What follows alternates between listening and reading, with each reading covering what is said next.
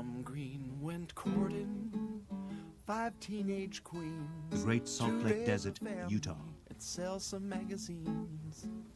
They hit some hard times, paid some dues. This is Greenhaven, a trailer park that's home to a family who have grown to cherish the peace and quiet they found here, 200 miles from the state capital, Salt Lake City. Jerry and Oprah, Sally, Jesse, Raphael. The Greens are a polygamous family. Last year, the head of the family, husband to 5 women, Tom Green, was sentenced to 5 years in prison, accused of bigamy. Tom's wives and many children are now struggling to survive. There are many mouths to feed here. But Tom Green's notoriety in Utah has meant work is hard to find. Most don't want to be associated with the Greens.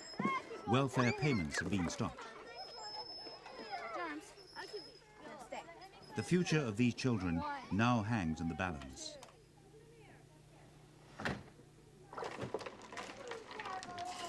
Tom's wives are campaigning for his release, but they accept they face a difficult task.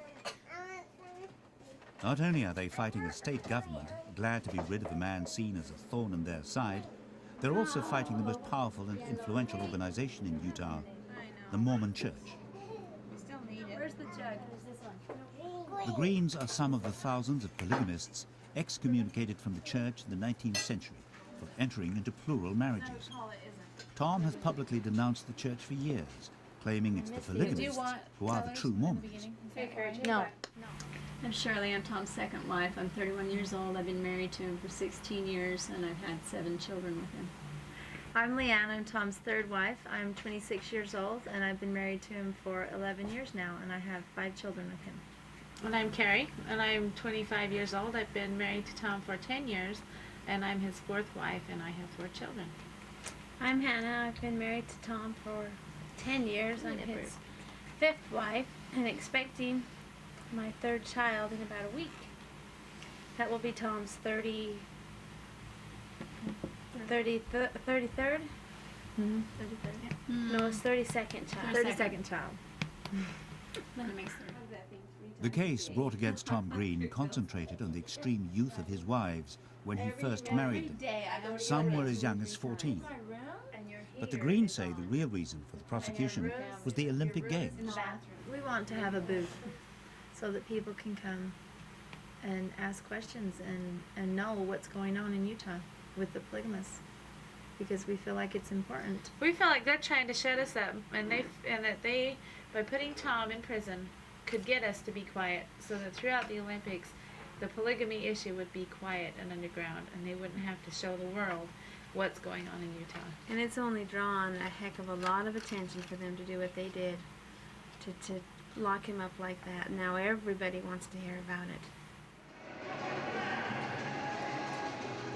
The countdown is well advanced for the Games. Throughout Salt Lake City, teams are completing their training. Athletes are promising one of the most exciting games yet. The city is the highest to ever host an Olympic competition. The extra altitude leads to a faster, more compact ice. Records are expected to tumble. 9-7.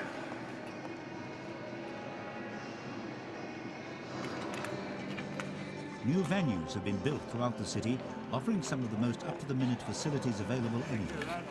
The bill for the game so far has exceeded $300 million.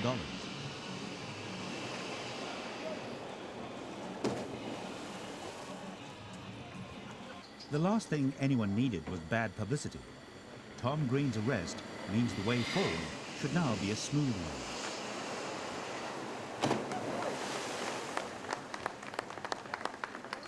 But organizers hadn't counted on Tom's wives stepping into the ring.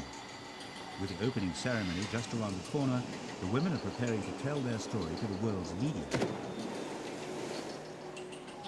The media world, in turn, has obliged.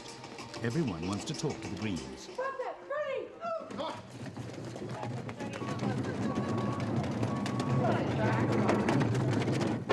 America is desperate for some good news. With tickets for the Games all but sold out, the Olympic Committee is confident they won't let the nation down. A recent additional $40 million payout by the government was aimed at smoothing over any last-minute glitches. But it's not only the government putting up the cash.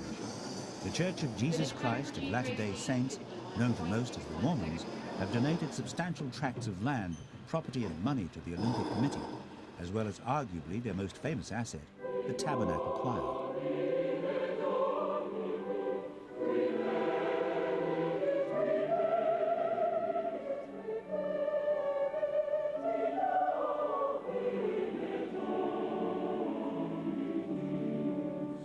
The choir will be performing throughout the Games.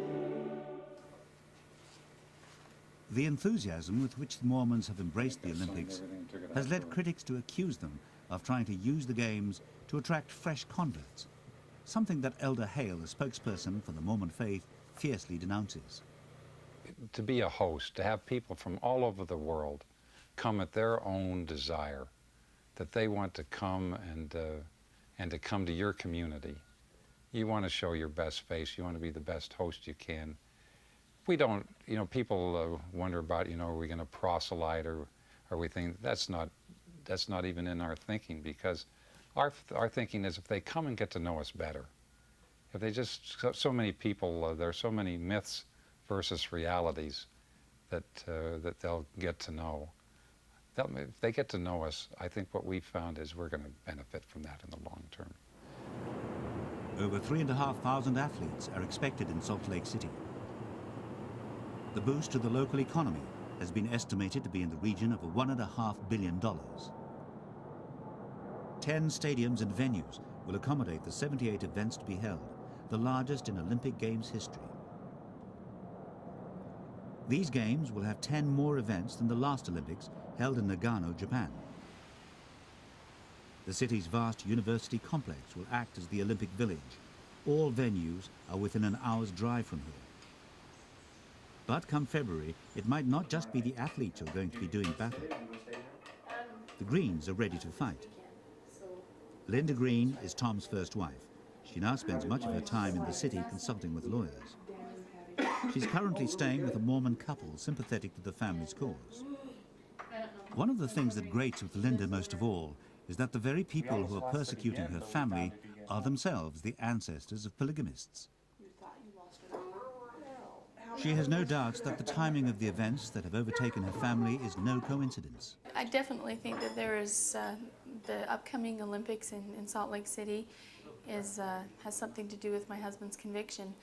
I think that the state felt like that they had to kind of clean up their image, and they had to shut Tom Green up and make him be quiet so he wouldn't be talking about his lifestyle and when all the media is here for the Olympics, because they don't want people to know that this exists in Utah anymore. They want to just bury it. The Mormon Church would like to bury polygamy and pretend that it never even existed and that there's no one living it, because, you know, to them it's, you know, in American society, in their image, this is kind of like a third world practice thing, and it's not something that Americans do.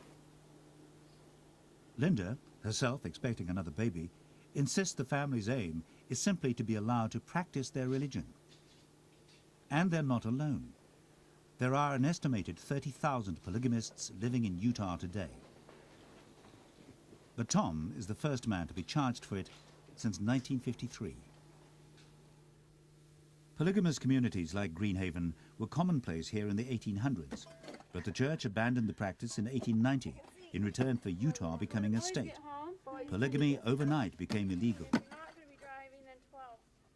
For decades, surviving communities like Greenhaven were ignored, until Tom started rocking the boat. Now his sister wives, as they call themselves, are getting on as best they can and counting the days to the start of the Winter Olympics. Support for their case is slowly growing. An anonymous musician has even written the Tom Green Blues for the family. This is, after all, as the Greens so often remind themselves, the land of the free. Could be you to see a picture on Eyewitness News, and to meet your oblivion with those journalism-driven, those Utah unforgiven blues.